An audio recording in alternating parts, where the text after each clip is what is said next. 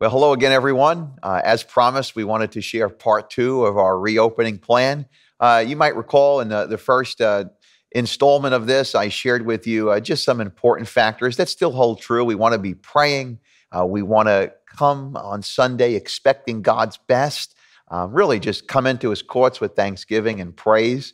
And we also, if you can, if you haven't done so already, fast a meal or a day prior to Sunday, just as a way of just depending on God just for great things, and not only for our church, but any other churches that have reopened or are going to reopen, whether it be this coming week or in weeks to come. We're praying for all Bible-teaching, God-fearing, God-honoring churches that believe in Jesus Christ as their Lord and Savior, for all of us to really have a great reopening. And I'm not talking about just the numbers, because we know not everybody's going to come or can come, but just in terms of having a safe reopening, and then obviously people being encouraged with the gospel message. And so I wanted to share with you in this update just some basic logistics. I'm not looking to overwhelm you, as we have a written piece that's out that you could read there, but I wanted to highlight a couple of important ones for this week. And each week I'll update and give you updates onto things that we might be massaging a little or relaxing a little bit. Obviously, first thing we want to tell you is we're going to be offering 3 services, as mentioned and shared: a 9 a.m., an 11 a.m., and a 6 p.m. And so we have put out a very simple reservation system where you could reserve which service you're going to go to. Now, it's not mandatory. Like, if you don't know your way around that computer or that phone to be able to do it, or you forget to do it, it doesn't mean you're not going to be let in. We're not anticipating lines around the corner the first Sunday. We'll make adjustments as time goes on. But thankfully, we do have a sizable sanctuary, but we want to be responsible and offer the opportunity to at least have an idea of who is going to be coming and to what service. And so if you be kind enough to take advantage of that, that just helps the staff prepare and to be ready. The next thing I want to tell you is that upon entering the church, usually, we might have a bunch of people out front, people in the lobby. We're really going to try our best to restrict that. We want to just keep the social distancing practices that are in place active in the church as well. And so what that means is that we'll have the doors open when you come on in. And as you get ready to go through the lobby and come into the sanctuary, one of our lovely greeters or ushers will direct you to seating. Now, about the seating, some of you might be wondering, we have a lot of seats in the sanctuary. And so what we're going to do is we're going to have specific sections that'll be marked off. And don't worry, the ushers and greeters will direct you where to go, for families or for people that are coming out of one household to sit together, and individual seating. And the seating in the rows that will be available, the ushers and greeters will know that, and you'll also be able to visibly see what's available. And so just to put yourself at ease, we're going to do that this first week. And again, we'll continue to evaluate week after week. This isn't how it's always going to be. No need to be down about it, and no need to think that it's never going to change.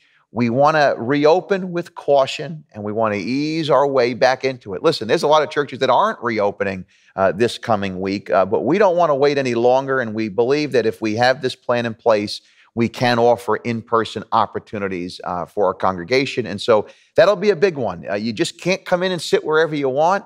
I ask you to be humble and to be respectful of the protocol. Now, I might need to say that even long after this update. And some of you who are listening to this laughing because you know what I'm talking about. There are some people through the years who sometimes don't always follow the directions of the ushers and the greeters and church protocol, but you really got to do it now. You should always do it.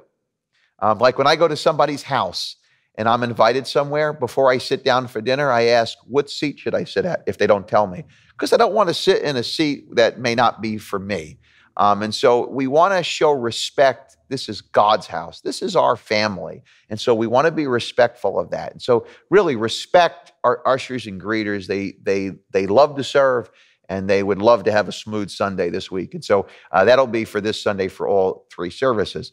Another question that you might be wondering about is, what about masks? Well, we know that for places of business, you have to still wear a mask when you go there. And we're going to adopt that same principle here as we're operating in phase 2, that masks are still in play as you enter the sanctuary. Now, what if you have a pulmonary condition or an asthmatic condition? You're going to, listen, we're not going to ask people to give us a doctor's note. We're trusting and hoping that you wouldn't lie wouldn't lie about something like that. And we know that if you need to not have a mask on for those medical reasons, that is understandable. But you need to, when you come in, you could let the usher politely know that. We know that that's not a lot of people. That might be just a few people. But we want to be understanding of that because we know that the mask could be prohibitive for people with pre-existing conditions. Also, if you have any type of anxiety with masks. Now, somebody might be going, oh, that's ridiculous. Well, you need to go listen to some of my sermons that when I talk about understanding what goes on between the ears and how we need to have a heart for people who might have struggles with that. You might have some type of phobia over your mouth being covered for whatever reason. We want to be respectful of that as well. We know that that might be one person out of 500, but there might be one, and we want to know about that. You could even contact me personally. My email is ray@crossroadsny.org. We want to be sympathetic to all people, especially those that might have some type of emotional issue with a mask. And we want to be loving towards all of the congregants that come to our church. And so if that's any of your concerns, please reach out to me directly.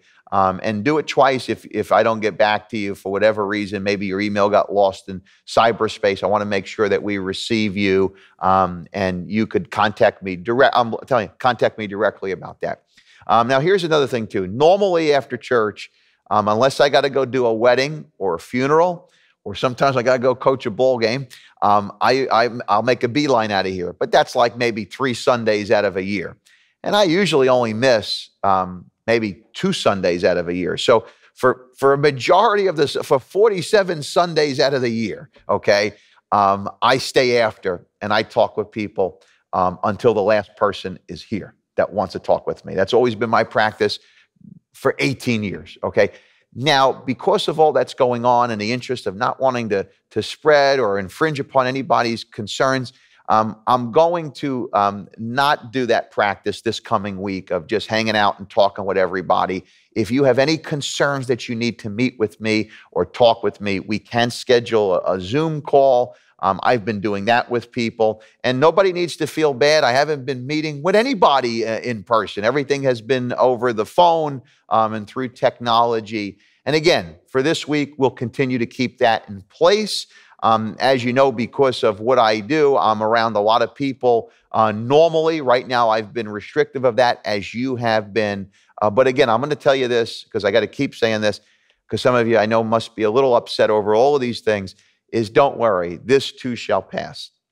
And before you know it, we'll be hugging each other, we'll be having something to eat together, and we'll be spending time together, and we'll be back to business as usual, in fact, better than ever. And so that after service, opportunities that we have, we'll limit that for this coming week. And we also want to encourage you that we're going to limit the ability to have refreshments this week. Again, this week, we'll monitor it again for next week, and hanging out after service. We encourage you, especially because we have the services so close together, that just honor those things. And while we're in the building, when you go outside the building, we're out in the fresh air, and we're outside in front of the church or along New Dorp Lane. That's a different story when you're outside. But when we're inside the building, we want to be mindful of that. And also, as you know, our church has that entrance and exit that only has those 3 doors. And so don't block the front of the building in either of the services. You want to spread out. And if you have to, you can patron some of the local restaurants that we've been partnering with through the pandemic, giving out food to our police and EMS. You can go have something to eat over there.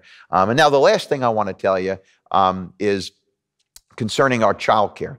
As you know, children have always, even before I had children, the children's ministry has always been very important to Jen and I.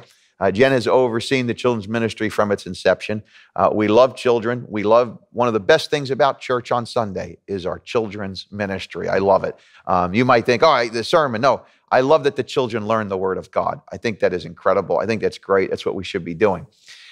Again, in this first reopening Sunday, we're not going to have Sunday school as we usually do, which means families could stay together in the main sanctuary. We encourage you to explain this to your children. We've done that with Benjamin. And if you have younger children as well, you can convey to them about sitting together and coming together. Tell them, and here's ways you can help them. Tell them what's going to go on. There's going to be some songs. There'll be prayer. There'll be a message about the Bible. Explain it to the children so they know what's coming, less scared when prepared, and that might help with some of the distraction level or just the antsiness that might take place. If you have a baby and you come and the baby is acting up and we don't have the regular nursery, obviously, in session where you leave the baby, what you can do as a mom is you could take your child. We ask you to do it quietly. Go as quietly as you can. Again, I've been there with screaming children, so I understand. Take the child and you can go to the nursery yourself and you could stay in there and the message, you'll hear it clear as day over there with the speaker, but go around the bin, the corner here, and you could go and enjoy the service that way. And now, again, these are all measures that we're putting in place right now just to make sure that we can have a safe reopening. And as the weeks go on, we'll continue to evaluate. And of course, there'll be hand sanitizer stations throughout the sanctuary building, and you could take advantage of that. And so with that said, that is all I have for you with the logistics. For more on that, you could check out the email that we sent or the publication that we released on social media that'll give a little bit more details of some of the stuff that I've left out, but it's all important. The very last thing I want to tell you is once again, I have personally, I've missed you. I know I speak for those who serve at the church and my family. We've missed the opportunity to be together. Yes, you can meet online, but that gets old quick, right? The ability to be together and to fellowship, even if we have to have these distancing protocols in place inside the building right now, still, the opportunity to come in person on Sunday will be great. And I want to, again, encourage you, come ready to give God praise. Even as you're worshiping with your mask and you have to maybe adjust it a little bit to give praise to God, just know that this has been a long day coming, and we're trusting for God to bless you and to bless you with the message and the songs. And this will be nice for the family to be together. It'll be a little different. It might be a little noisy in here. Now, we understand the children might get a little antsy, but so the adults don't need to do that. So let's all do our job, and let's really pray for a great reopening this coming Sunday. And so may God bless you. May God bless the reopening of our church and other churches around the tri-state area. We look forward to seeing you on Sunday. Thank you.